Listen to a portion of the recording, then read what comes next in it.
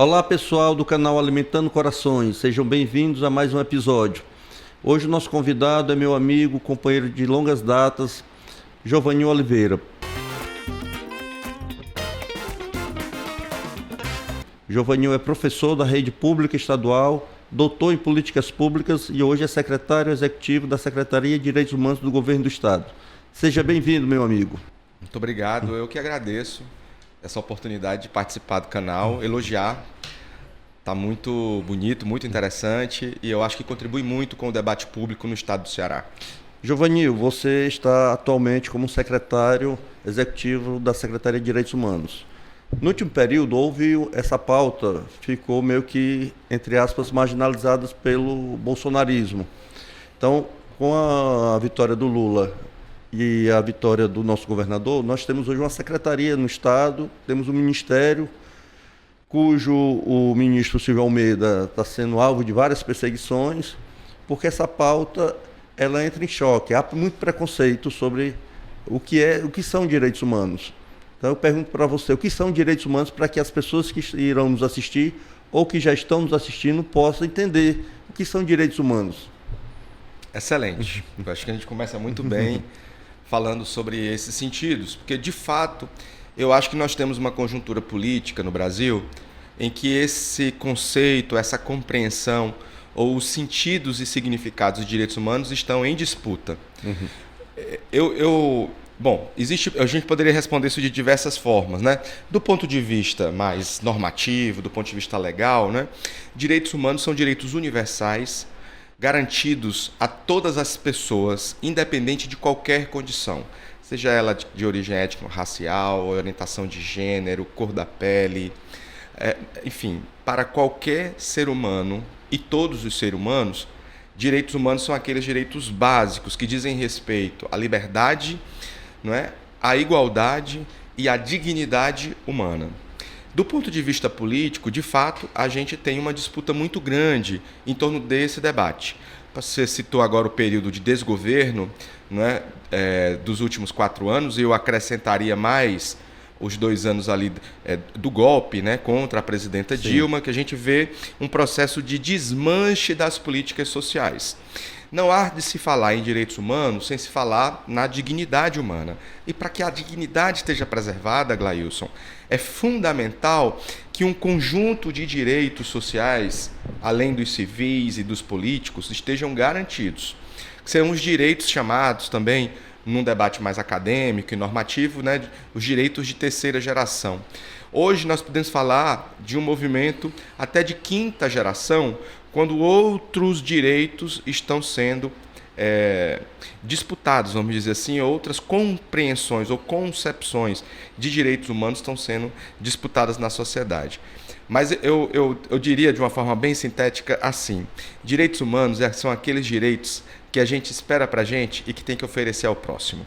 Não é? É o direito de respeito, não é? De compreender que cada pessoa tem suas próprias ideias, tem seu jeito de ser, tem a sua própria história, mas que isso não nos diferencia do ponto de vista de uma condição fundamental, que é a condição de um ser humano. E nesse sentido, tem que ser garantido a todos, todas e todes, né, o respeito e a condição de viver com dignidade e de buscar cada um, do seu modo, a sua própria felicidade. Eu traduziria direitos humanos dessa forma. Diante da sua exposição e diante também da realidade, como eu falei, há um preconceito nesse debate sobre direitos humanos. Se esse preconceito que há por parte da sociedade sobre o conceito de direitos humanos afeta a ação de da secretaria, por exemplo, da ação política, da ação como ente público, porque a gente tinha um debate de direitos humanos muito na defesa contra a repressão, contra os direitos básicos, mesmo de uma pessoa que era presa, tal. Então criou-se no imaginário de parte da população de que direito humano é defender bandido, então gerou um preconceito. Se na secretaria, vocês como gestores sentem que esse preconceito afeta a ação de vocês? Eu diria que as dificuldades eventuais que nós temos estão um pouco relacionadas a essa conflagração de disputa política, também ainda muito consequência e inconsequência de dois movimentos históricos que eu acho que caracterizam o sentido de direitos humanos. O primeiro deles está relacionado com o período autocrático, civil, militar e empresarial no Brasil, quando os militares assumiram o poder à força e impuseram uma série de violências contra pessoas que foram contra o regime, né? Então, ali a gente tem um momento em que, do ponto de vista da propaganda política, o governo quis relacionar, né, a defesa de direitos humanos, né, a algo relacionado ao terrorismo, ao crime e coisas do tipo, né? É uma forma, portanto, de criminalização dos movimentos sociais que lutavam contra a ditadura militar e a favor da democracia. Então, desse episódio histórico, nós carregamos ainda bastante consequências. O outro é mais recente, tem a ver com a ascensão ao poder de um grupo muito identificado, inclusive com aquele período de ditadura militar, civil e empresarial no Brasil, representado pelo desgoverno Bolsonaro. Então, esses dois momentos, eles vão combinar com uma sociedade que ainda não conseguiu viver a expansão, não é, de uma consciência, eu vou dizer, em relação aos próprios atos criminosos da ditadura, porque diferente de outros países na América Latina, o Brasil não fez uma transição, não é, com verdade e reparação, como por exemplo no caso da Argentina. Da Argentina e outros países que fizeram isso, né? Chile, ditadores morreram presos. Isso, né? O próprio Chile, né, também. O Brasil não. O Brasil estabeleceu uma lei de anistia que naquela conjuntura política foi o acordo possível dentro daquela correlação de forças à época. E a lei de anistia, se por um lado permitiu que muitos das nossas lideranças políticas que lutaram contra o regime ditatorial pudessem regressar ao país e alimentar um novo ciclo de redemocratização, não é, que culminou com a Constituição de 1988, por outro lado também anistiou os crimes de Estado, não é, daqueles que estavam à frente do aparelho de Estado e cometeram vários crimes que são compreendidos, inclusive na legislação internacional, do qual o Brasil, inclusive, é signatário, crimes contra a humanidade, crimes de tortura, e que são crimes imprescritíveis, quer dizer, eles não extinguem com o tempo, mas, infelizmente, isso ainda vou dizer, uma dimensão da disputa política em torno desses sentidos de direitos humanos. Eu queria só fazer um parênteses, Aglaios, que eu acho que é muito importante, é que eu acho que nós, após esse desgoverno, com a retomada, vou dizer, do governo por uma frente ampla, não é, progressista e democrática, que tem à frente do movimento o presidente Lula, que foi eleito novamente, nós temos agora uma possibilidade muito importante no Brasil. E no caso do Ceará, eu também diria uma oportunidade muito significativa. Veja o que faz o nosso governador Eumano de Freitas quando assume o governo do estado do Ceará. Primeiro ele, e são gestos importantes do ponto de vista político, com efeitos práticos e concretos no campo dos direitos humanos. Primeiro, na campanha ele se compromete que teria um governo de paridade de gênero, e ele cumpre. Hoje nós temos no estado do Ceará secretarias de estado que têm à sua frente metade homens, metade mulheres. Segundo, e isso não é menos importante, ele cria secretarias de estados voltadas a políticas para populações historicamente excluídas, marginalizadas, que sofrem violências cotidianas. Vamos lá.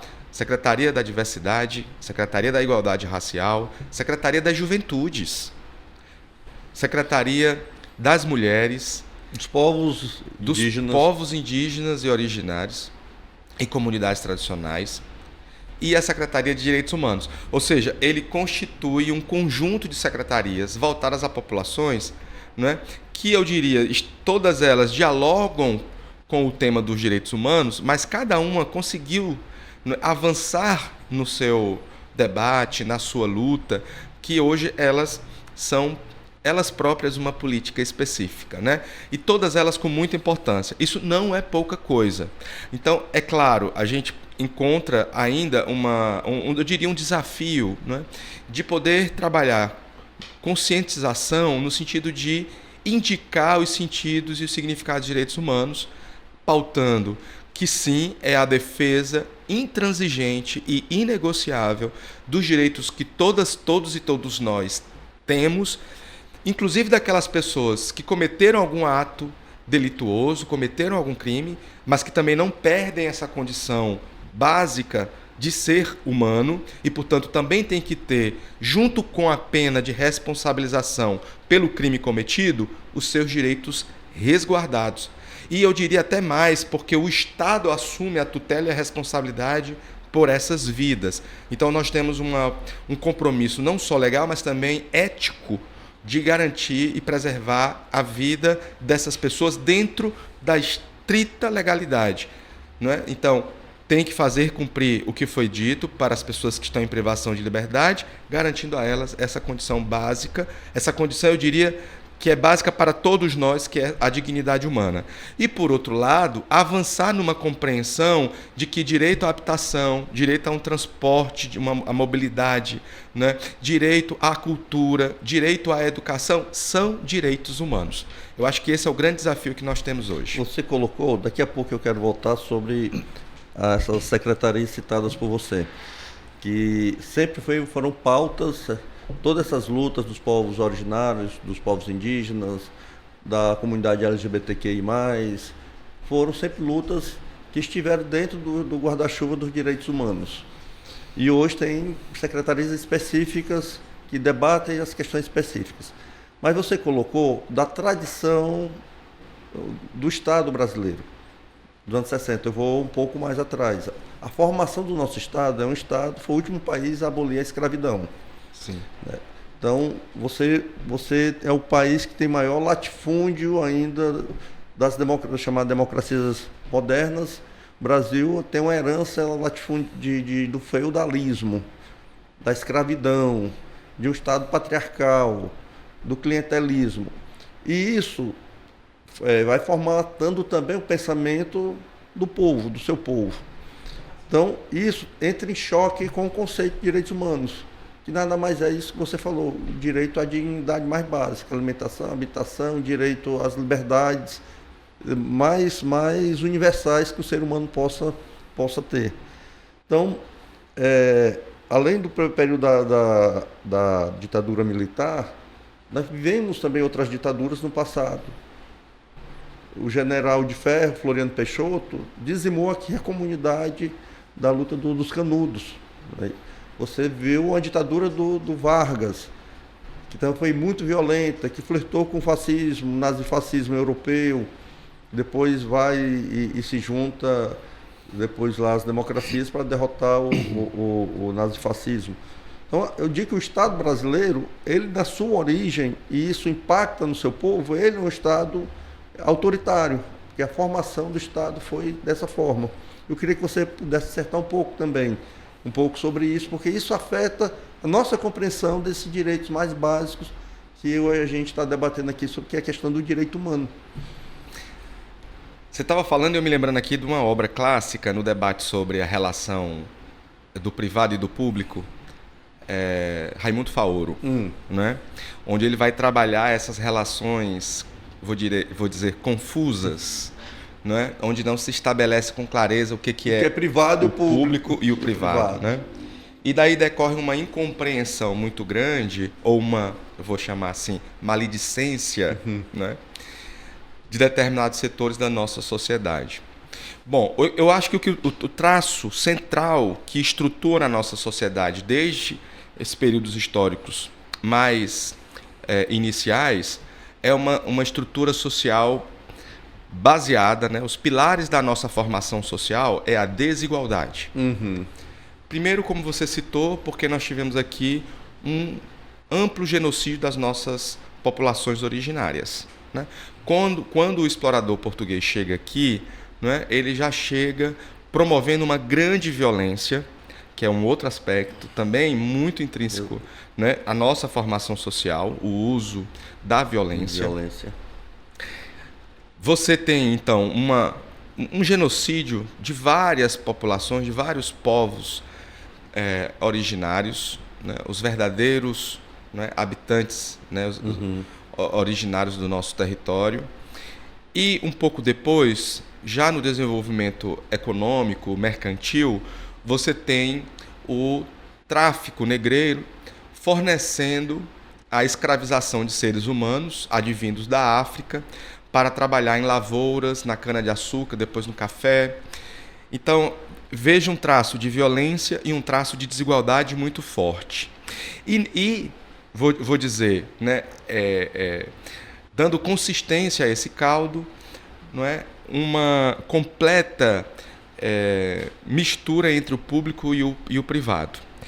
Disso, nós vamos passar por esses períodos autoritários, né? E todos eles favoreceram grandes interesses econômicos, evidentemente, contra interesses e necessidades da maioria do nosso povo.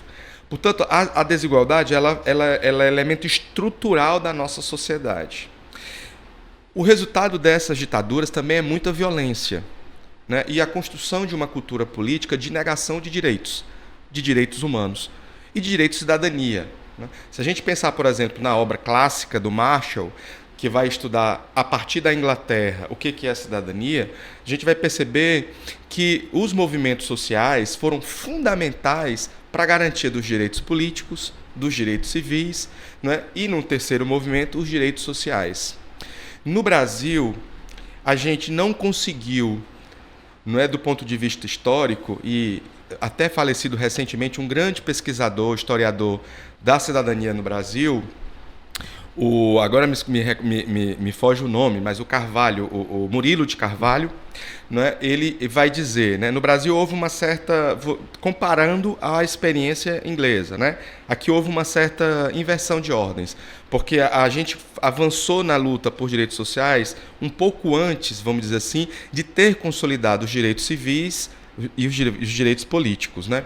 O que isso dizia Murilo de Carvalho, né? Isso provoca uma certa fragilidade dessa constituição da cidadania no Brasil, né? Porque a gente ainda não tem uma compreensão, uma cultura, né, arraigada dos nossos direitos.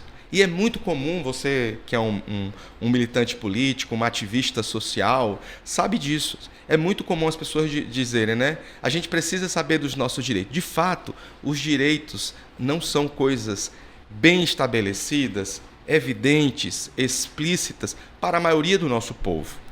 Porque também o dia a dia não permite processos de educação, de acesso à informação, porque as pessoas têm que sobreviver, né? E vivemos numa sociedade muito desigual. Então, em síntese, eu te diria o seguinte, nós temos esse grande desafio e a consequência desses períodos autoritários é uma não cultura da participação política, é uma não cultura de saber sobre nossos direitos e, portanto, uma não cultura da mobilização para que a gente possa conquistar mais direitos sociais.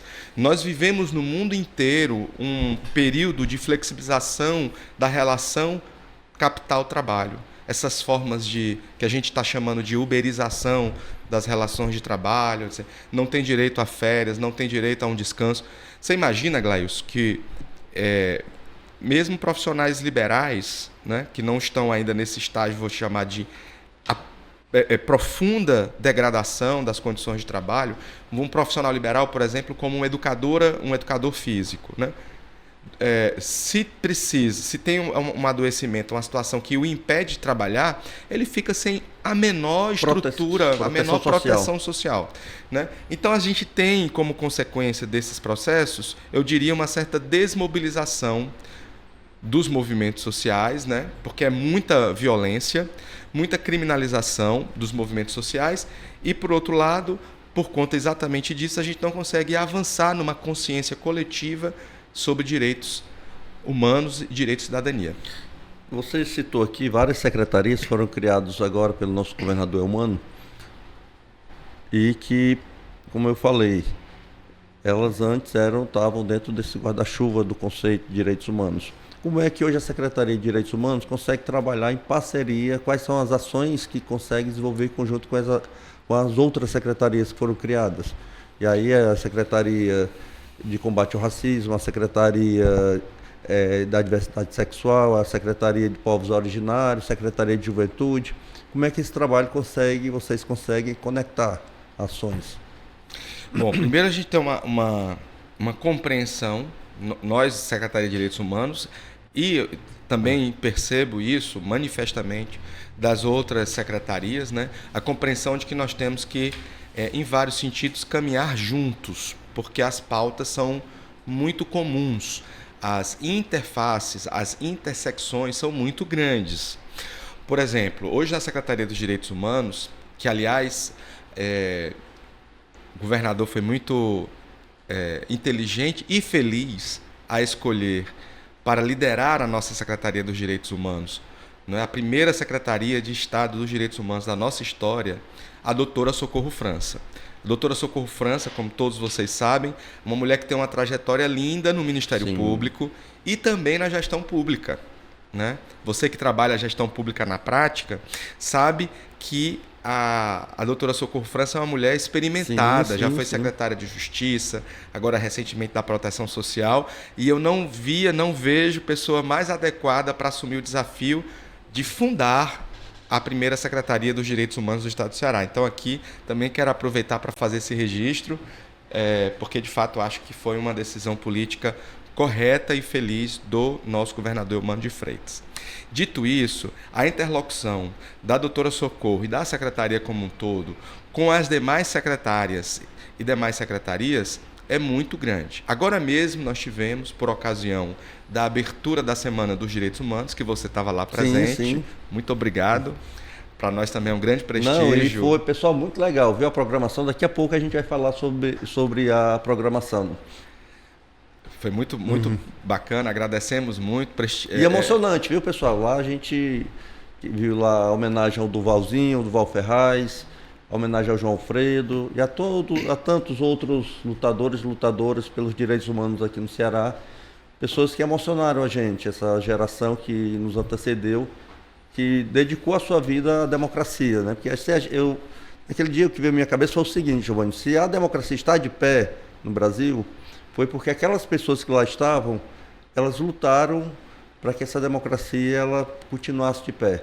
Porque não só na ditadura, mas também a tentativa de golpe que a gente vivenciou, e aí, de novo, golpe militar, empresarial, civil, nós ajudamos a manter a democracia, mas aqueles que foram homenageados, eles lutaram e continuam lutando ainda, já na melhor fase da vida, discordando do Mário Mamed, que disse que não é a melhor fase agora, nós estamos na terceira idade, não é a melhor fase, né?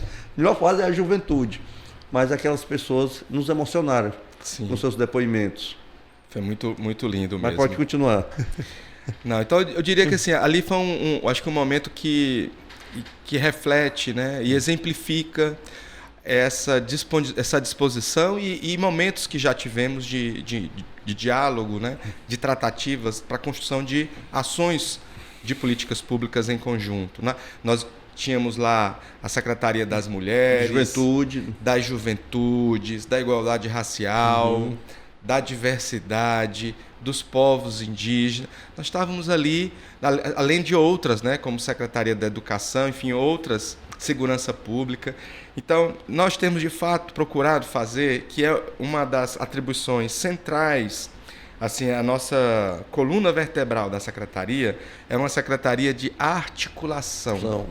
Porque direitos humanos são políticas transversais. Então, cabe a nós, de fato, estabelecer um diálogo que seja profícuo, que seja assertivo e que tenha como consequências políticas públicas que, de fato, promovam e protejam direitos humanos. E, para isso, a gente precisa ter um diálogo muito próximo, ações conjuntas e coordenadas com as diversas secretarias de Estado, não é? Porque direitos humanos está na educação, está na segurança pública, está na cultura, está no esporte, enfim, né? Direitos humanos são esses direitos amplos. Você falando de direitos humanos, o direito mais básico do cidadão, para mim, é o direito à alimentação, que é um negócio básico, né? Então, hoje a gente tem o maior programa de Estado de combate à fome e de segurança alimentar, que é o Ceará Sem Fome. E a gente sai de uma realidade em que o Brasil teve um retrocesso de políticas públicas, como você falou, um desmonte de todo o cadastro único do SUAS aqui no Brasil. Bolsonaro desmontou, porque não interessava a eles atender pelo Estado quem mais precisasse. Houve uma derrama de dinheiro no último governo do Bolsonaro, na tentativa de comprar a eleição, isso é notório. Desmontou essas políticas de assistência social e que o povo é que paga a conta até hoje. A gente está tentando, melhorando os índices sociais no país, mas nosso estado aqui, a gente entrou de novo, o Brasil entrou de novo no mapa da fome, o nosso estado, que é no estado ainda, na região ainda que precisa de muito investimento, sofre maior ainda esse impacto. As pessoas passando fome. A gente vai nas periferias das cidades ou no interior do estado, as pessoas precisam, a gratidão das pessoas com esse programa. Conversando com o governador, ele disse como o programa do Ceará Sem Fome começa já a ser citado e um dos programas bem avaliados pelo governo. E aí, Giovanil, essa coisa da alimentação, a Secretaria também está acompanhando esse trabalho do Ceará Sem Fome, não é isso? Sim, estamos no comitê, inclusive, né? Ótimo. Estamos acompanhando isso. De fato, essa talvez seja, no meu entender, uma das principais iniciativas que já no início do governo o governador Manos de Freitas definiu como prioridade. Eu acho fundamental, de fato. Não há de se falar de direitos humanos se não há direito à alimentação, né, a uma nutrição balanceada, enfim, aos nutrientes básicos que garantem a vida.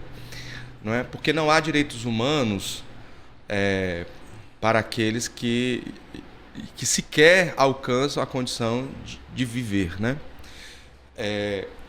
Então, é fundamental. Acho também que foi o sucesso que hoje a gente começa a ver nas pessoas, né, reconhecerem essa ação. Também ela está muito associada com a forma competente que essa política tem sido. Bom, desde o desenho inicial até a sua implementação e agora, né, os primeiros resultados, os primeiros impactos, né, o trabalho assim, de muito critério, de muita dedicação conduzido pela primeira-dama Lia de Freitas. Perfeito. Eu já a conheço, ela é minha colega do programa de políticas públicas da UES, fez o mestrado dela lá, e eu tive a oportunidade de conviver com a Lia também em outras ocasiões, né? Ela como uma profissional, uma técnica, uma analista do campo de políticas públicas, e de fato ela conseguiu, eu diria assim, ela conseguiu fazer milagres, porque em pouco tempo, um estado que foi, do ponto de vista orçamentário, do ponto de vista fiscal, foi reduzido, né? Porque aquelas benesses da época das eleições para presidente, né, que reduziam o preço dos combustíveis, retirando recursos do ICMS dos estados, portanto, enfraquecendo os cofres públicos e tirando dinheiro de políticas essenciais, como, por exemplo, né, políticas de alimentação, de saúde e outras tantas, né? Então, os estados, não só o estado do Ceará, está vivendo um início de governo com cofres muito desabastecidos. Então, eu acho que tem um conjunto de elementos que faz com que a gente tenha que fazer esse reconhecimento, mas é evidente, o grande reconhecimento não vem de nós, né, do próprio governo. E isso é que eu acho que é o grande mérito, né, da doutora Lia à frente da condução dessa política. É o reconhecimento da sociedade, é o reconhecimento das pessoas, principalmente das pessoas que realmente precisam de ações afirmativas e de garantia de direitos na nossa sociedade. Né? Porque, como diz o slogan da gestão do nosso governador Manos de Freitas, cuidar das das pessoas, avançar o do Ceará. E não há como avançar sem que as nossas pessoas estejam fortes e bem alimentadas. Tem aquele ditado que diz, né? Saco vazio não se põe de pé. E a gente precisa que todo cearense, toda criança, todo idoso, toda pessoa com deficiência, todas e todos os cearenses estejam bem alimentados para que possam batalhar, né? Ter um trabalho, uma fonte de renda e viver com dignidade. Nós conversamos aqui preliminarmente, pessoal, e aí pedindo a você que possa passar lá nas atividades da Semana de Direitos Humanos promovida pela Secretaria. Eu queria que você falasse um pouco da semana, da programação. Começou agora na quarta-feira dessa semana, hoje está sendo gravado no sábado, pessoal, excepcionalmente, justamente por causa da semana. E a agenda muito corrida do nosso secretário, a gente teve que gravar hoje nesse sábado de manhã, excepcionalmente. Mas ela vai até o dia 12, não é isso? Vai até o dia 12. Vai até o dia 12. Eu queria que você falasse um pouco, tanto da programação, como é que surgiu a ideia de fazer a semana. Fala aí para o nosso pessoal, Giovanil. Bom, como você disse, nós estamos gravando aqui no sábado pela manhã. Daqui eu saio rapidinho, vou para a Praça do Ferreira. Lá nós estamos em uma atividade conjunta com a Assembleia Legislativa do Ceará, a Defensoria Pública Geral do Estado e outras instituições e outras organizações, também movimentos. Nós vamos fazer um grande atendimento à população que circula no centro da cidade, também em função desse período de compras de final de ano, das festas de final de ano que se aproximam. Então, nós vamos aproveitar essa grande circulação de pessoas e levar as informações sobre direitos humanos. Nós vamos ter uma roda de conversa com lideranças, movimentos sociais, discutindo, né, sobre os desafios, né, e sobre pautas relativas aos direitos humanos no estado do Ceará. E vamos ter atendimento da Defensoria. A Defensoria está levando um caminhão de atendimento, né, para orientação jurídica, eventualmente até mesmo dar início a processos que tragam benefício à nossa população. A Secretaria dos Direitos Humanos vai estar presente com o Centro de Referência dos Direitos Humanos, onde nós vamos também lá estar prestando orientação jurídica, prestando acolhimento e tirando dúvidas com relação a direitos humanos de todos nós. Vamos também estar com a equipe da coordenação da política para a população idosa, né, falando sobre as nossas ações e pontuando essa política tão importante, Aglailson, que hoje a gente precisa se dedicar porque a nossa população está envelhecendo, a expectativa está ampliando. Aqui. Mas antes disso, também vamos estar com a política, né, com a coordenadoria da política para as pessoas com deficiência, que também é uma política que a gente quer fortalecer e avançar e garantir que todas as pessoas, independente de terem ou não deficiência, né, possam não ter, como fala o Programa Nacional, que agora foi relançado, né, o segundo Viver Sem Limites, que todas as pessoas vivam sem limites. Então nós queremos reduzir as barreiras, os obstáculos e garantir que todas as pessoas com deficiência também possam exercer seus direitos humanos e sua cidadania. Então vamos estar lá fazendo esse trabalho de conscientização, de atendimento, junto com a nossa população. É isso. Você falou que a nossa população, ela começa a haver um envelhecimento da nossa população. E a política de atenção ao idoso e à idosa, ela hoje está sob a responsabilidade da Secretaria de Direitos Humanos. Eu queria que você falasse um pouco sobre as ações que estão sendo pensadas para esse público. Ótimo, excelente. Bom, primeiro eu queria fazer aqui um rápido contexto histórico, né? Essa política, ela já era organizada, implementada anteriormente à criação da Secretaria dos Direitos Humanos. Ela era conduzida por uma coordenação na Secretaria da Proteção Social, né? E lá ela reunia nessa mesma coordenadoria a pauta das populações idosas e das populações com deficiência. E era uma reivindicação antiga de que essas políticas pudessem ter cada qual o seu próprio espaço, o seu próprio protagonismo, porque apesar de algumas interfaces, como por exemplo essa questão dos obstáculos físicos, rampas, suporte, né, para escadas enfim, outras elevadores e outras formas assim de garantia para as pessoas que têm mobilidade reduzida, né? apesar dessas coisas em comum, né, existem também as suas especificidades. E uma grande vitória, também aqui a gente tem que fazer esse reconhecimento, porque foi uma decisão política do governador Eumano de Freitas, foi constituir na Secretaria de Direitos Humanos 2 coordenadorias especiais, tanto para a população idosa como para a população com deficiência. Então, hoje, pela primeira vez na história também, essas políticas têm o seu próprio lugar, têm o seu próprio espaço. No caso da população idosa, o que nós estamos organizando, já temos inclusive um espaço físico cedido, foi uma parceria que a doutora Socorro construiu junto com a professora, secretária da Educação, professora Estrela, que cederam uma escola, um espaço de uma escola que estava desativada, que já não funcionava mais, e nós pedimos, houve a sessão, estamos nesse processo, e já estamos inclusive discutindo com a Superintendência de Obras Públicas, a SOP, né, o querido Quintino, já uma reforma para que nesse espaço nós possamos implementar o primeiro centro de referência de vida ativa e saudável para a população idosa. Inicialmente, esse equipamento vai estar em Fortaleza, mas a nossa intenção é que a partir dele a gente possa disseminar essa experiência e fortalecer parceria com os entes municipais para que esses espaços e esses equipamentos se proliferem por todo o estado. Porque, de fato, a política de atenção à população idosa precisa estar bem capilarizada em vários territórios, não apenas em nível de municípios, mas, sobretudo, de regiões, de bairros, né? Porque isso garante, de fato, que a população idosa possa se achegar. E ali ter um acompanhamento lúdico, um acompanhamento de atividades físicas, trabalhar a socialização, não é?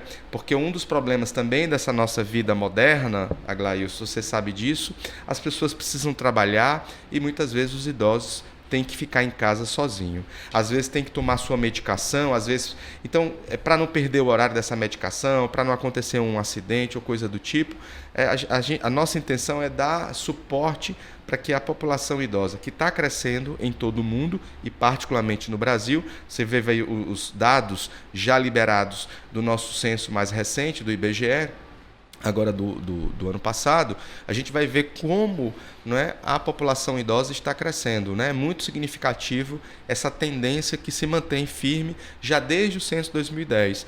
Então a gente precisa agora preparar o poder público para, de fato, criar e implementar políticas públicas para essa população.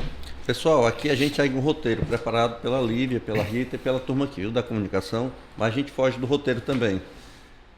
E aí, Giovanni, eu queria não estar aqui no que a gente tinha preliminarmente conversado, mas eu queria que você comentasse, que eu acho que é um gesto importante do nosso governador Eumano, de remover lá do Palácio da Abolição o mausoléu do Castelo Branco, que foi o general que liderou o golpe de Estado contra o governo legítimo do João Goulart e que instalou a ditadura de 64.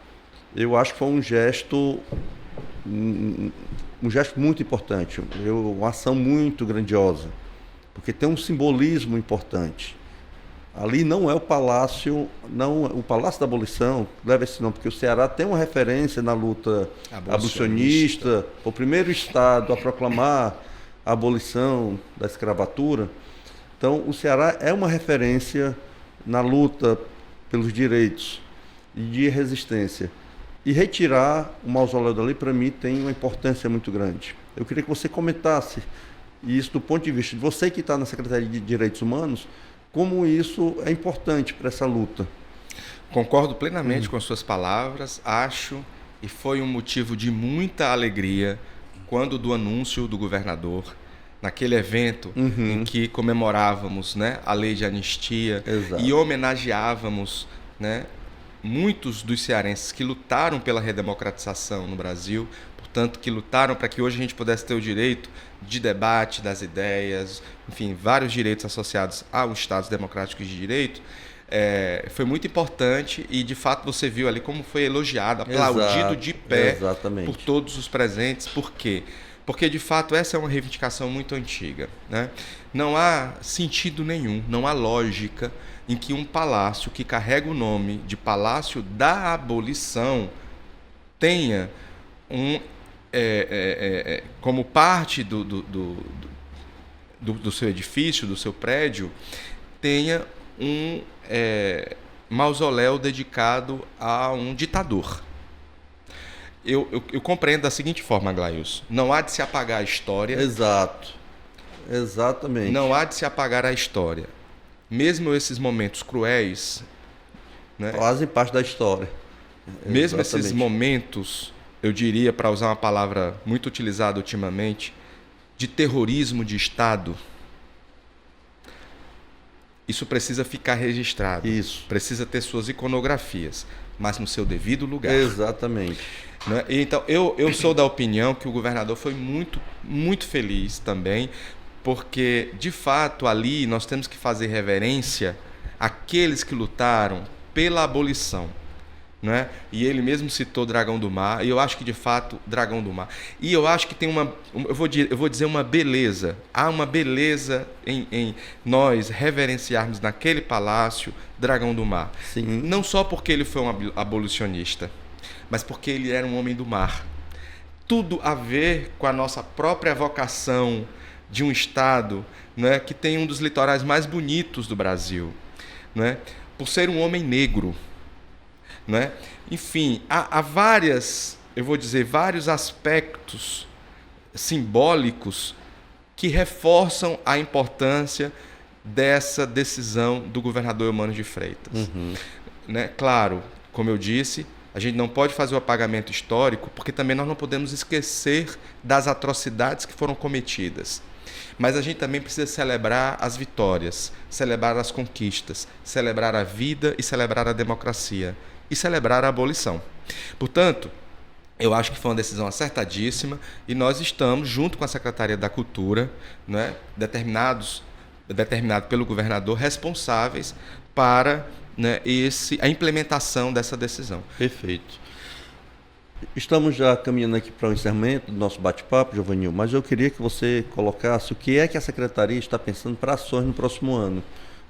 Dentro do planejamento que vocês estão traçando para o próximo ano, para 2024, o que é que vocês estão pensando enquanto secretaria para que a gente possa ter aí avanços cada vez mais sobre direitos humanos no nosso estado? Eu vou começar falando de uma coisa que tem tudo a ver com gestão pública na prática. Certo. Nosso governador também está implementando pela primeira vez um PPA transversal. Você sabe que a intersetorialidade é um grande desafio na gestão pública. Sim. Não é só no Ceará, é no Brasil inteiro. É um grande desafio.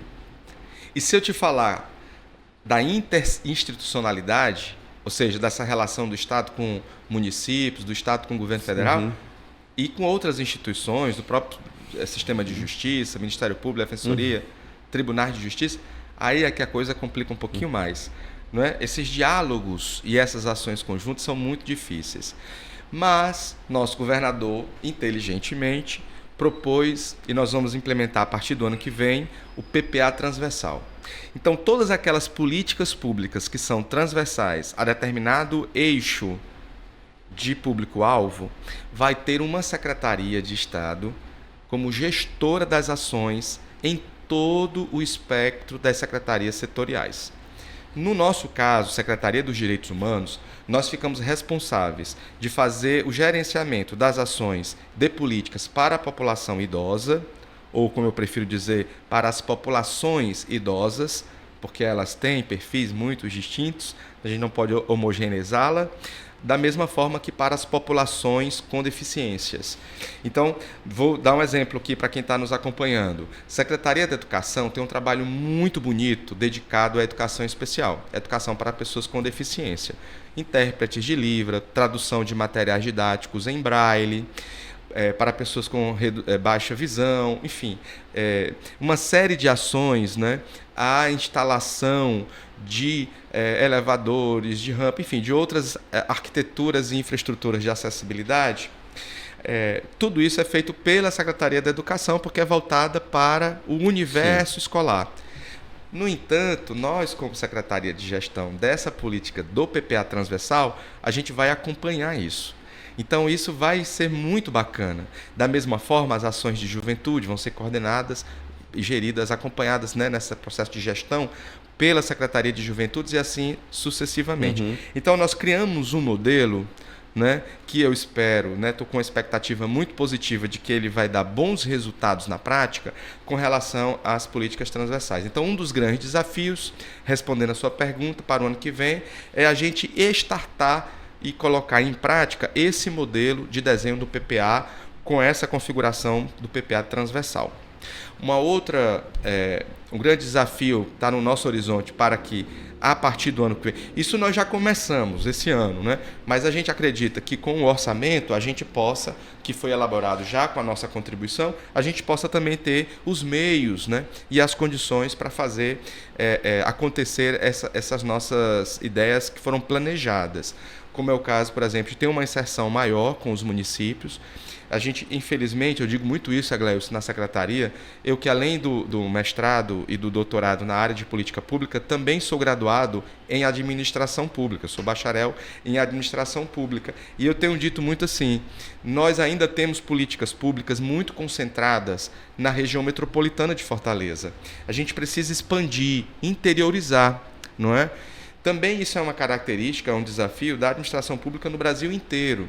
E é compreensível, né? Você tem um maior adensamento populacional, você tem mais pressão, você tem a sede do poder normalmente na capital, então tudo isso conflui para que mais recursos e mais políticas, mais ações estejam concentradas. Mas a gente precisa ter um olhar desafiador para nós mesmos, da gestão pública. Então, a gente precisa interiorizar, levar aos interiores as políticas públicas. Então, nós queremos constituir, estamos fazendo um mapeamento de todas as ações voltadas a direitos humanos, às pessoas com deficiências e à população idosa, para que a gente possa criar termos de cooperação.